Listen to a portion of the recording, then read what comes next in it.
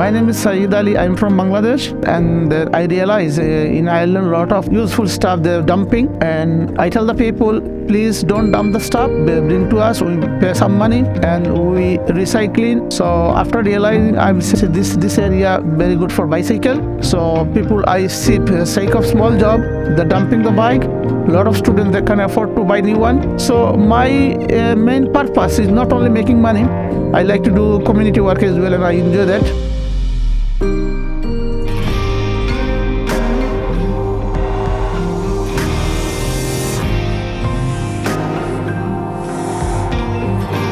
And Cork actually, someone told me number 4 exciting city in the world.